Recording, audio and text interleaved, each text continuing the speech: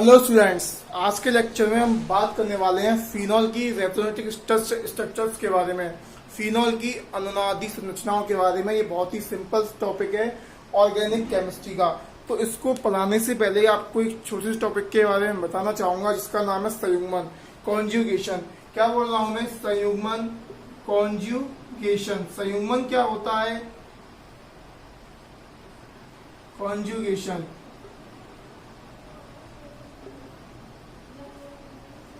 Conjugation मैं समझता हूं आपने शायद पढ़ लिया होगा कि अनुनाद क्या होता है। अब अनुनाद को कोई भी टीचर पढ़ाता है तो सबसे पहले शुरुआत यहीं से की जाती है कि संयुग्मन क्या होता है। संयुग्मन होता है कि जब द्विबंध, सिंगल बॉन्ड और कोई भी चार्ज संयुग्मन में उपस्थित होते हैं। फॉर एग्जाम्पल मैं आपको बता दूं, जैसे मैं यहाँ पर चार कंडीशंस लिख रहा हूं। अगर वो चार कंडीशंस किसी भी एटम में या मॉलिक्यूल में या किसी भी कंपाउंड में प्रेजेंट है तो ही वो जो यौगिक है अनुनाद शो करेगा, नहीं तो वो अनुनाद शो नहीं करेगा।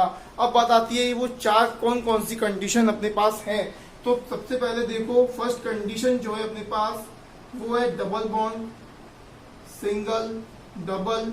सेकेंड कंडीशन है पॉजिटिव चार्ज, सिंगल, डबल।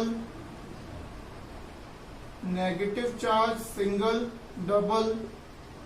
और लास्ट एंड फोर्थ कंडीशन है lone pair, single and double.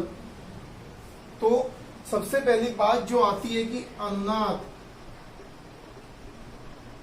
दो प्रकार का होता है। एक तो हम जो केमिस्ट्री में पढ़ते हैं वो वाला अनुनाद, और एक पढ़ते हैं फिजिक्स में। तो दोनों में जमीन और आसमान का बहुत अंतर है, तो इसको आप कृपया ध्यान से पढ़ें। एक तो हम फिजिक्स में पढ़ते हैं और एक पढ़ते हैं केमिस्ट्री में। तो मैं यहाँ केमिस्ट्री वाले अनुनाद की बात कर रहा हूँ जिसमें पाई बंध के इलेक्ट्रॉन भाग लेते हैं। मैं क्या बोल रहा हूँ? पाई बंध के इलेक्ट्रॉन अनुनाद में भाग लेते हैं। जैसे कि आपको इसमें दिख रहा होगा कि चारों कंडीशंस में इसमें पाई बॉन्ड प्रेजेंट है। तो यहाँ पर अब जो इलेक्ट्रॉन मूव करेगा, सिंपल सी बात है कि जब पाई बंध के इलेक्ट्रॉन भाग ले रहे हैं, मैं ऐसा बोल रहा हूं, तो मूव कौन करेगा? इलेक्ट्रॉन ही करेगा।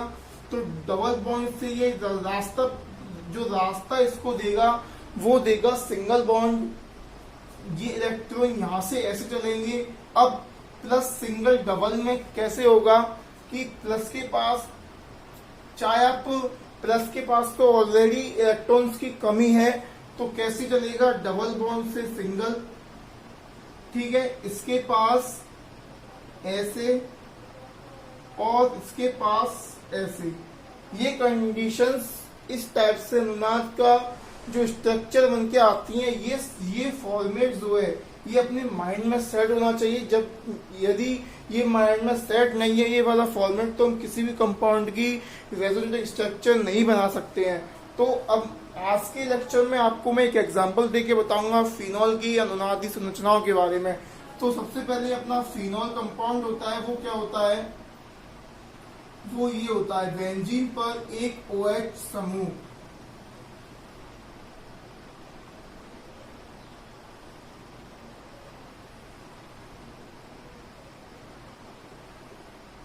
ऑक्सीजन के पास आप जानते हैं दो लोन पेयर होते हैं। तो ये है अपना फिनॉल मॉलिक्यूल, फिनॉल कंपाउंड। अब देखो इसकी हमें रेजोनेटिक स्ट्रक्चर्स बनानी है।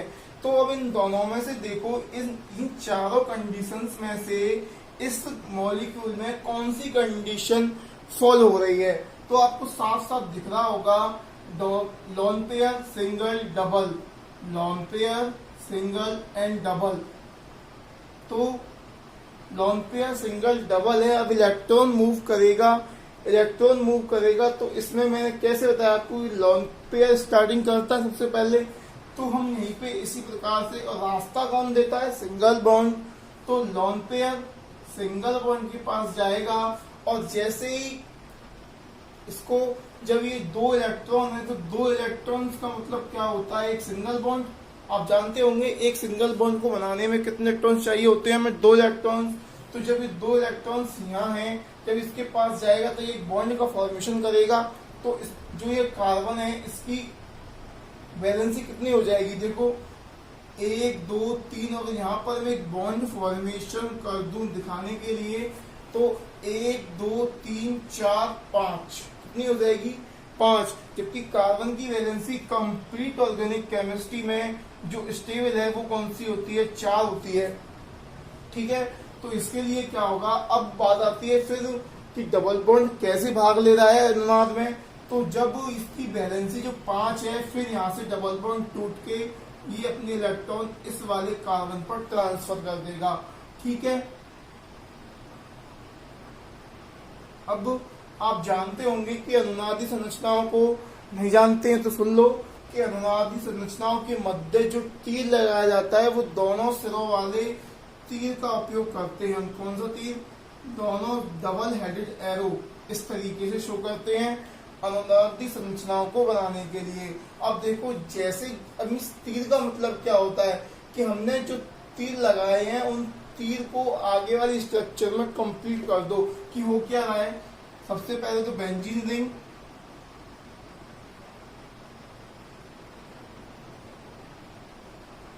सबसे पहले बेंजीन रिंग, ये वाला बॉन्ड एज इट इज है, ये बना दिया। अब ये जो लॉन पेयर है,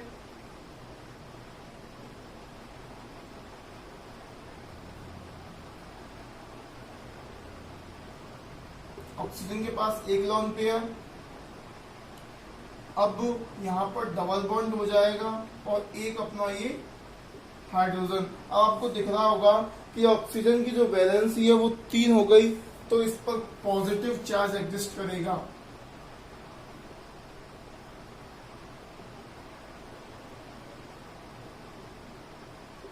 ठीक है, कुछ इस तरीके से। तो अब देखो जब ये वाला बॉन्ड टूटा है तो यहाँ पर नेगेटिव चार्ज,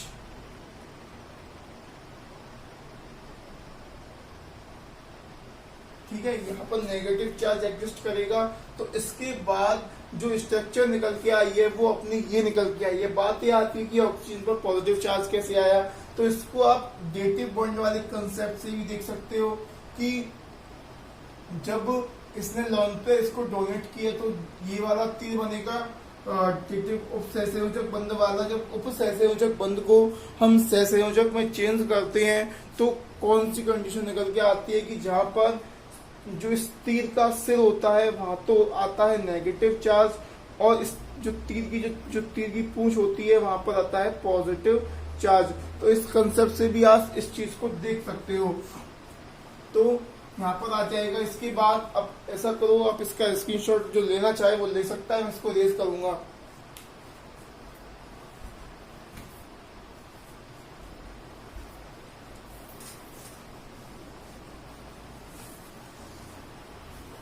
बहुत ही सिंपलेस्ट टॉपिक है ये अपनी ऑर्गेनिक केमिस्ट्री का, बट कभी कभी एग्जाम्स में ये आ जाती हैं 1-2 नंबर में ये स्ट्रक्चर्स बनाने के लिए। तो अब देखो, अब फिर वही वाली बात कि इसके बाद अब कॉन्जुगेशन में कौन सी कंडीशन यहाँ फॉलो हो रही है, नेगेटिव सिंगल डबल। तो जो डबल बॉन्ड के इलेक्ट्रॉन है वो अनुनाद में भाग लेंगे। अब थोड़ा सोचो, यहाँ पर जो डबल बॉन्ड है वो किस तरह ब्रेक होगा। 2 कंडीशन है अपने पास, एक तो इलेक्ट्रॉन यहाँ जाए, डबल बॉन्ड के जो इलेक्ट्रॉन है यहाँ जाए, मैं ए नाम देता हूँ उसको, और एक डबल बॉन्ड के इलेक्ट्रॉन यहाँ जाए, मैं इसको बी नाम देता हूँ। तो कंडीशंस कौन सी पॉसिबल होगी, अब थोड़ा सोचो, देखो कि अगर मैं डबल बॉन्ड के इलेक्ट्रॉनों को यहाँ पर ट्रांसफर करता हूँ तो इस वाले कार्बन पर नेगेटिव चार्ज आएगा और इसके पास वाले कार्बन पर भी नेगेटिव चार्ज है। नेगेटिव आपस में रिपेल करेंगे, रिपल्शन करेंगे, जिससे संरचना अस्थायी हो जाएगी। तो सिंपल सी बात है कि इसमें ए वाली कंडीशन तो पॉसिबल ही नहीं होगी। ठीक है, कि जो डबल बॉन्ड के इलेक्ट्रॉन है वो नेक्स्ट वाले कार्बन पर ट्रांसफर होंगे, जिससे यहाँ पर पॉजिटिव और इस पर नेगेटिव आ जाएगा। तो नेक्स्ट कंडीशन होगी अपने पास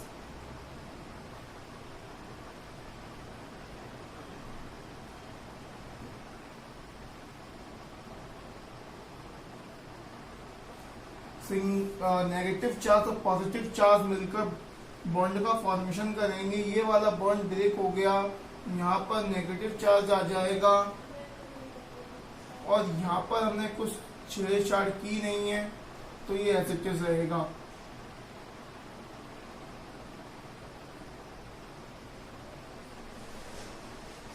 ठीक है, अब इसके बाद वही same condition negative single double वाली कंडीशन फॉलो हो रही है। अब वही कि डबल बॉन्ड किसकी तरफ मूव करेगा, तो आप खुद समझ सकते हैं कि ये यहाँ जाएगा। अगर ये यहाँ जाएगा, अगर ये इस तरफ आता है तो इस पर नेगेटिव चार्ज आएगा, वही रिपल्शन वाली कंडीशन आ जाएगी। इसके बाद अपना जो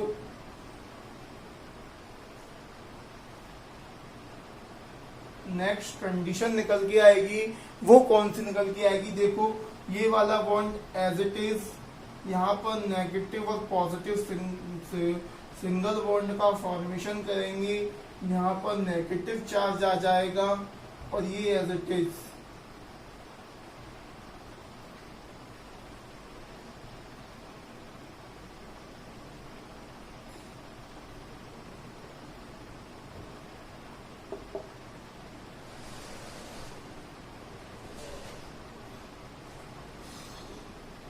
ठीक है। अब इसके बाद वही सेम कंडीशन दोबारा से फॉलो होगी, नेगेटिव सिंगल डबल। तो डबल बॉन्ड के इलेक्ट्रॉन है वो मूव कहाँ करेंगे, ऑक्सीजन के पास या कार्बन के पास। अब यहाँ पर इलेक्ट्रॉन जो डबल बॉन्ड के इलेक्ट्रॉन है वो मूव करेंगे ऑक्सीजन के पास। किसके पास, ऑक्सीजन के पास। तो यहाँ पर पॉजिटिव आ जाएगा इस वाले कार्बन पर। जब इस वाले कार्बन पर पॉजिटिव और नेगेटिव सिंगल जब वो बॉन्ड का फॉर्मेशन कर लेंगे,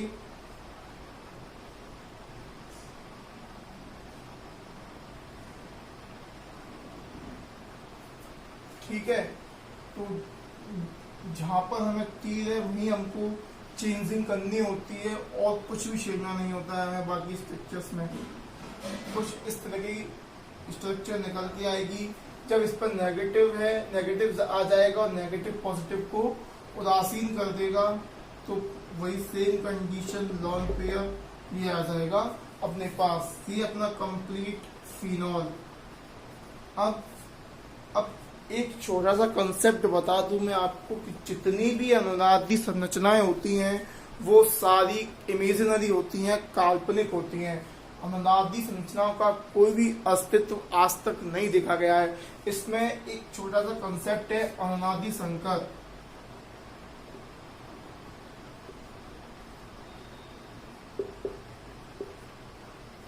ठीक है, अनुनादी संकर एक वास्तविक संरचना होती है। क्या होती है, एक वास्तविक रियल स्ट्रक्चर होती है, वास्तविक संरचना होती है। और इन जो अनुनादी संकर होता क्या है, अनुनादी संकर इन सभी अनुनादी संरचनाओं का सम्मिलित रूप होता है। बिल्कुल मतलब इन सभी अनुनादी संरचनाओं को उसके द्वारा प्रदर्शित किया जा सकता है। बनता कैसे है वो देख लो आप। मैं फिनॉल के लिए बात कर रहा हूं, कंसेप्ट सेम होता है सभी के लिए। जितनी भी अनुनादी संरचनाएं हैं, किसी जो मॉलिक्यूल है, कभी कभी हम मॉलिक्यूल अनुनादी संरचनाएं बनाने के लिए इन जो बॉन्ड है इनका समांश बंध विखंडन भी कर देते हैं। यहाँ पर हमने विषमांश बंध विखंडन किया है। वो डिपेंड करता है कि मॉलिक्यूल कौन सी कंडीशन फॉलो कर रहा है। ठीक है, तो उसके लिए भी मैं आपको एग्जांपल बताऊंगा अपनी नेक्स्ट वीडियो में। ठीक है, तो यहाँ देख लो आप। अब इसमें चार्ज कौन सा रोटेट हो रहा है, अभी देखो चार्ज कौन सा रोटेट हो रहा है। नेगेटिव चार्ज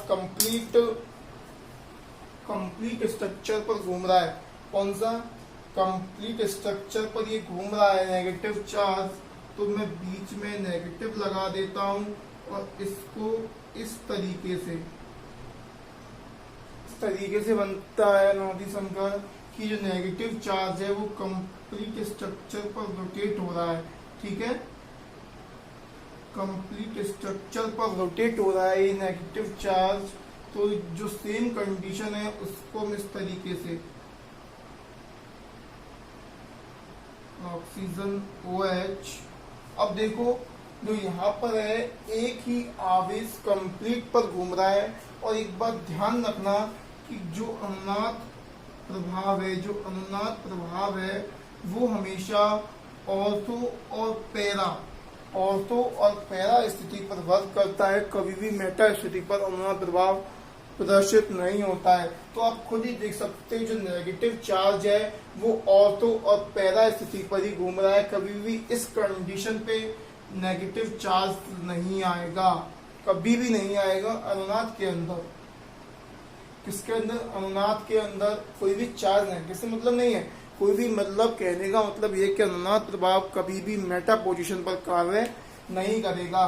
तो इसके बाद अब हमें चार्ज शो करने हैं इसमें, तो इसके दो तरीके हैं, कोई बुक किस तरीके से शो करती है, कोई बुक किस तरीके से शो करती है। तो 11th-12th के लेवल पर तो यही ठीक है कि नेगेटिव किस तरीके से, आंशिक, ठीक है, क्योंकि एक ही तो चार्ज घूम रहा है। आंशिक क्यों लगाया वो समझो कि पार्शियली नेगेटिव इस पर पार्शियली नेगेटिव और इस पर पार्शियली नेगेटिव, और इस पर आ जाएगा पार्शियली पॉजिटिव। अब कोई स्टूडेंट, किसी स्टूडेंट दिमाग में ये आ रहा होगा कि हमने यहाँ पार्शियली नेगेटिव यूज क्यों किया है। वो इसलिए किया है, आप खुद देखो कि एक ही चार्ज है वो कंप्लीट स्ट्रक्चर पर घूम रहा है, तो कुछ भाग इसको जाएगा, कुछ भाग इसको जाएगा, कुछ भाग इसको जाएगा। अब जो अपर लेवल की जो बुक है वो इसको किस तरीके से शो करवा के लिखती हैं कि एक चार्ज, जो एक नेगेटिव जो चार्ज है वो कितने पार्ट्स में डिवाइड हुआ, वो 3 पार्ट्स में डिवाइड हो गया। तो इसको हम किस तरीके से लिख सकते हैं, पार्शियली तो पॉजिटिव तो ऐसे तो रहेगा क्योंकि ये तो कहीं नहीं घुमा है, ठीक है। तो यहाँ पर इसको हम लिख सकते हैं 1/3 पार्शियली नेगेटिव, 1/3 पार्शियली नेगेटिव और 1/3 पार्शियली नेगेटिव, क्योंकि एक चार्ज है वो कंप्लीट स्ट्रक्चर में घूमा है। तो 1/3 पार्ट इसको मिला, 1/3 पार्ट इसको मिला, 1/3 पार्ट इसको मिला। तो मैंने आज इसमें आपको अनुनाद भी थोड़ा सा एक्सप्लेन कर दिया है, और विद एग्जांपल अनुनाद फिनॉल की अनुनादी संरचना, ये अपना जो लेवल है ये BSc लेवल तक चला जाए, जो लेवल है ये BSc लेवल तक सफिशिएंट है इस अनुनादी स्ट्रक्चर में। इससे ज्यादा और कुछ होता ही नहीं है, तो होगा कहाँ से। तो और फिनॉल की अनुनादी संरचना यहाँ पर कंप्लीट होती है इस तरीके से। हाँ, एक बात और बताना भूल गया मैं कि कोई भी जो कंपाउंड है वो कितनी रेजोनेटिक स्ट्रक्चर शो करता है वो डिपेंड करता है नंबर ऑफ डबल बॉन्ड। वो इस ट्रिक लिख लेना आप, ट्रिक क्या वो नियम है कि अनुनादी संरचनाओं की संख्या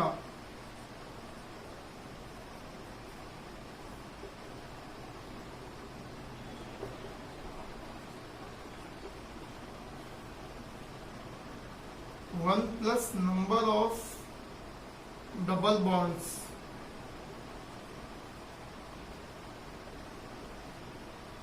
ठीक है, अब देख लो इसमें 3 डबल बॉन्ड है और हमें यहाँ पर इसकी 4 अनुनादी संरचना प्राप्त हुई हैं, first, second, third and fourth. अब ये क्यों नहीं है, अब किसी दिमाग में आएगा ये 5th ये हो गई, सब सर गलत पढ़ा रहे हो तुम, तो आप पे कुछ नहीं आता। तो बेवकूफ इंसान देखो कि ये और ये बिल्कुल सेम है, इसमें और इसमें कोई भी डिफरेंस नहीं है, केवल जो बॉन्ड है उनका रोटेशन चेंज हो गया है। तो ये और ये तो एक ही होती है, हमें जो स्ट्रक्चर प्राप्त होती हैं वो होती हैं 1 2 3 4 रेमेटिक स्ट्रक्चर हमें प्राप्त होती है। तो इस प्रकार हम फिनॉल की संरचना को समझ सकते हैं। Thank you for watching my video and subscribe the channel and like the video. Okay, thanks.